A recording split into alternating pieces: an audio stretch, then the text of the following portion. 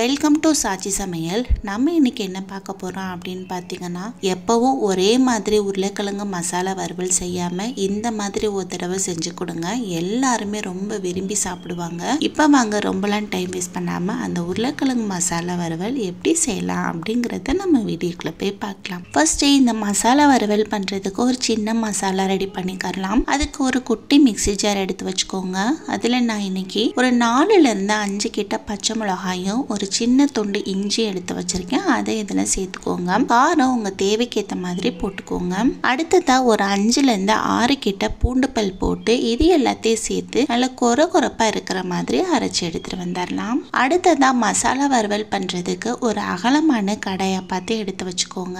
அதுல ஒரு 2 ஸ்பூன் அளவுக்கு எண்ணெய் சேர்த்துக்கலாம். எண்ணெய் நல்லா காஞ்சதும் இதுல 1/2 ஸ்பூன் ஜீரகம், கடுகு, 1 ஸ்பூன் அளவுக்கு உளுந்து, 1 ஸ்பூன் கடலை பருப்பு, ஒரு 2 கிட்ட மிளகாய் வத்தல், இது எல்லாத்தையும் போட்டு அடுப்பை நல்ல மீடியம் ஃப்ளேம்ல வச்சு வறுத்து விட்டுக்கலாம். நம்ம போட்டு கடுகு ஓரளவுக்கு பொரிஞ்சு பருப்பெல்லாம் நல்லா செவந்து வந்த பிறகு இதுல ஒரு கொத்தளவு கிட்ட கருவேப்பிலை சேர்த்துக்கலாம். அது கூடவே ஒரு சின்ன மீடியம் சைஸ் அளவு பெரிய வெங்காயத்தை எடுத்து நல்ல ஸ்லைஸா கட் பண்ணி வச்சிருக்கேன். அதை இதுல போட்டு நல்ல கண்ணாடி பதம் வர வரைக்கும் வதக்கி விட்டுக்கோங்க. இப்ப பாருங்க, வெங்காயம் கொஞ்சம் கொஞ்சமா வதங்கி நல்ல ஒரு கண்ணாடி பதத்துக்கு வந்துருச்சு. இந்த டைம்ல நம்ம என்ன சேர்க்க போறோம் அப்படின்னு பாத்தீங்கன்னா, ஃபர்ஸ்ட் நம்ம அரைச்ச மசாலா பேஸ்ட் இருக்குது இல்லையா, அதை இதுல சேர்த்துக்கலாம். அடுத்ததா ஒரு 1/2 ஸ்பூன் அளவுக்கு மஞ்சள் தூள், அடுத்து இதுக்கு தேவையான அளவு உப்பு, இது 3 தான் நம்ம சேர்த்துக்க போறோம். இதுக்கான மசாலாவா வேற எதுவுமே நம்ம சேர்த்துக்க போறது இல்ல.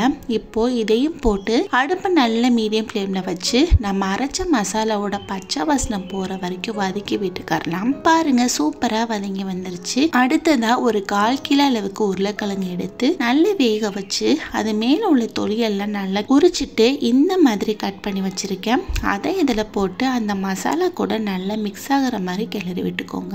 ரொம்ப ரொம்ப சூப்பரான டேஸ்ட்ல இருக்கும். எப்போ மிளகாத்தூள், மிளகுத்தூள் இதெல்லாம் போட்டு செய்யாம இந்த மாதிரி ஒரு தடவை செஞ்சு ட்ரை பண்ணி பாருங்க, அருமையா இருக்கும். இப்ப பாருங்க, நம்ம போட்ட மசாலா எல்லாமே நம்மளோட உருளைக்கிழங்குல சேர்ந்து வதங்கி வந்துருச்சு. கலர் பார்க்கவே ரொம்ப அருமையா இருக்கு. கண்டிப்பா இந்த மாதிரி ஒரு தடவை செஞ்சு உங்க வீட்டுல உள்ளவங்களுக்கு கொடுத்து பாருங்க.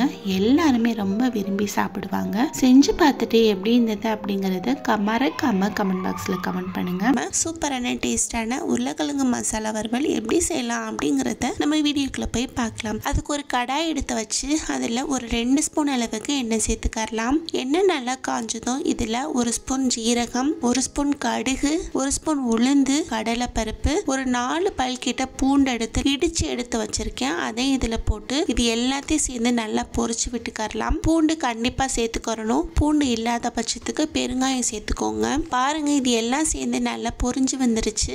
இந்த டைம்ல இதுல ஒரு கொத்தளவுக்கு கருவேப்பிலை சேர்த்துக்கலாம். இதுல ஒரு 4 கிட்ட மிளகாய் வத்தலும் ஒரு 4 கிட்ட பச்சை மிளகாய் எடுத்து கட் பண்ணி வச்சிருக்கேன். அதை இதுல சேர்த்துக்கலாம். அடுத்ததா ஒரு 2 கிட்ட மீடியம் சைஸ் அளவு பெரிய வெங்காயமா எடுத்து கட் பண்ணி வச்சிருக்கேன். அதை இதுல போட்டு அது கூட சேர்த்து நல்லா வதக்கி விட்டுக்கோங்க. வெங்காயம் நல்லா வதங்கணும் அப்படிங்கிற அவசியம் இல்ல. சும்மா அதோட பச்சை வாசனை மட்டும் போயிட்டு நல்ல ஒரு கண்ணாடி பதத்துக்கு வந்தாலே போதும். பாருங்க, இந்த அளவுக்கு இது நல்லா வதங்கி வந்த பிறகு இதுக்கு தேவையான மசாலா சேர்த்துக்கலாம். ஒரு ஸ்பூன் அளவுக்கு மஞ்சள் தூள், 2 ஸ்பூன் மிளகாய் தூள், இதுக்கு தேவையான அளவு உப்பு, 4 உருளைக்கிழங்கு எடுத்து நல்லா வேக வச்சு அது மேல உள்ள தொலி எல்லாம் நல்லா சீவிட்டு இந்த மாதிரி பொடிசா கட் பண்ணி வச்சிருக்கேன். அதை இதுல போட்டு அந்த மசாலா கூட நல்லா மிக்ஸ் பண்ணி விட்டுக்கலாம். ஒரே மாதிரி உருளைக்கிழங்கு செய்யாம இந்த மாதிரி செஞ்சு கொடுத்தீங்கன்னா நம்ம வீட்டுல உள்ள குழந்தைங்களும் நல்லா விரும்பி சாப்பிடுவாங்க. இப்ப பாருங்க, நம்ம போட்ட மசாலாவோட இந்த உருளைக்கிழங்கு நல்லா மிக்ஸ் ஆகி வந்துருச்சு. ஒரு 5 நிமிஷத்துக்கிட்ட நல்லா ட்ரை ஃப்ரை பண்ணி எடுத்துருங்க. அப்பதான் மசாலா எல்லாம் அதுல நல்லா செட் ஆகி உருளைக்கிழங்கு சாப்பிட்றதுக்கு ரொம்ப ரொம்ப சூப்பரான டேஸ்ட்ல இருக்கும். உங்களுக்கு வேணும்னா கடைசியா கொஞ்சமா கொத்தமல்லி இலை தூவி அதையும் சேர்த்து நல்லா மிக்ஸ் பண்ணி விட்டுட்டு நீங்க சர்வ் பண்ணிக்கலாம். சாம்பார் சாதம், தயிர் சாதம், ரசம், இது எல்லாத்துக்குமே செம்ம பர்ஃபெக்டான மேட்சிங்கா இருக்கும். கண்டிப்பா ட்ரை பண்ணி பாருங்க.